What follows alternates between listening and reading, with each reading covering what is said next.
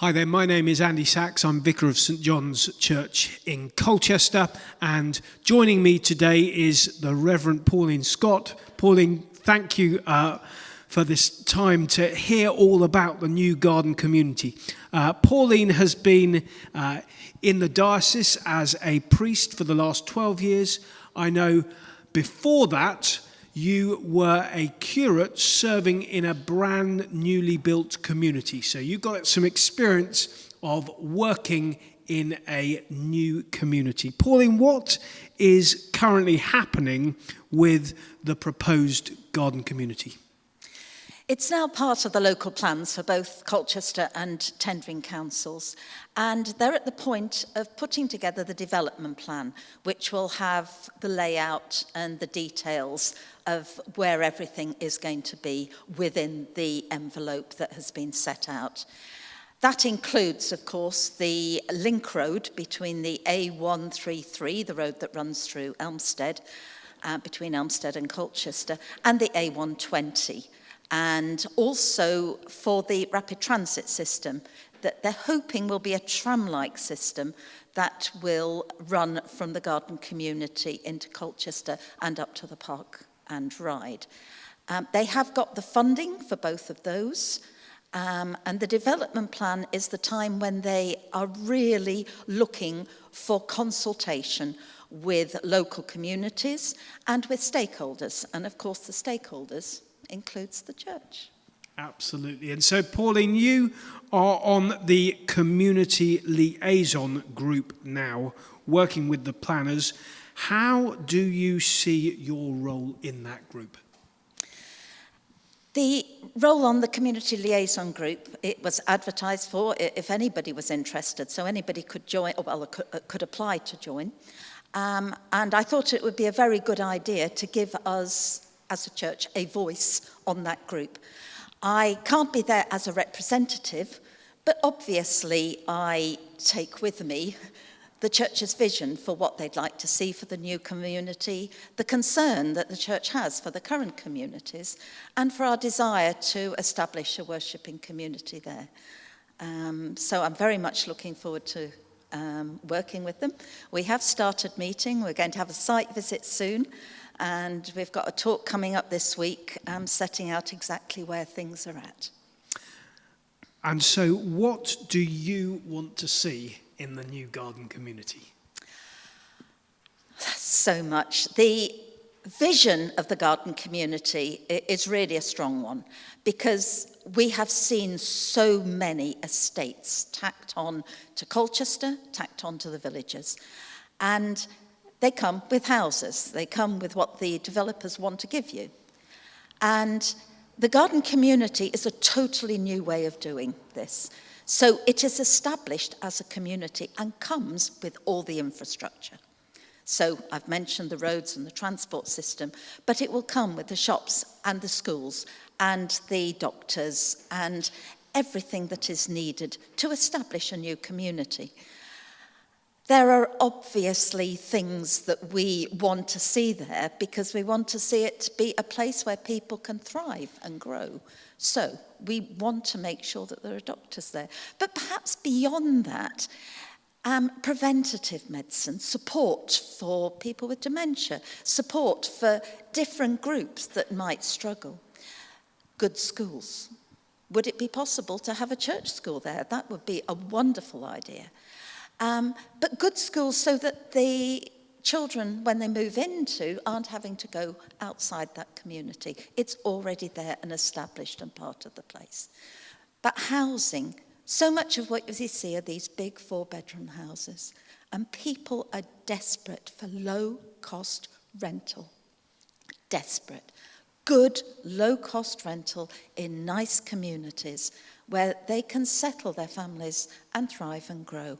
So it's going to be really important to push for that fair share of affordable housing and genuinely affordable.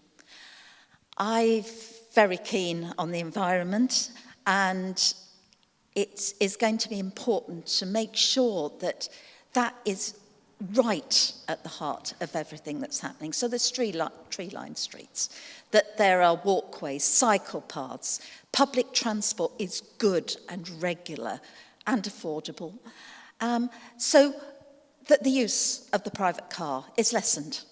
We aren't going to be able to rule it away, but actually, as much as possible. And then there's biodiversity. It's actually enshrined in law now that new communities must improve the biodiversity.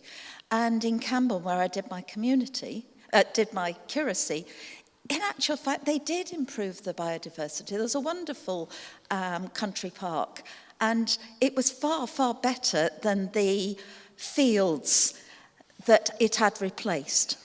They are going to look at doing wildlife surveys at this time of doing the development plan, and it's going to be important to protect what's there, enhance it, and also for areas to be rewilded around. So it isn't just housing, it isn't just infrastructure, it is the environment, and the whole environment is actually what adds to a really good place to live. Well, I think that's a question really about the impact, and you've begun to answer that question, which is really useful for us to know about. What about the communities? Because there will be, and there are already, who have concerns about the impact upon them. One of the big concerns, particularly I'd say in Wivenhoe where I live and Elmstead, is that they would somehow become absorbed. And they don't want to be absorbed into Greater Colchester. They want to retain their identity. It is set out in the plans that there will be buffers. And so part of what I'll be pushing for is to make sure that those really do separate these communities out. There are big concerns about transport. I know in Wivenhoe, there is no way you could have added traffic going down to the railway station. That has already been talked about in consultations, but we have to keep on about that because that would be ruinous for Wivenhoe. It would be a nightmare. Yeah. And there are all sorts of other issues, and those have to be taken seriously and addressed. These are a lot of houses, between 7,500 and 9,000 houses planned. This is a lot. It's going to be a big community. But it is possible that it can bring added benefits to the other communities, perhaps with leisure facilities, perhaps with a country park.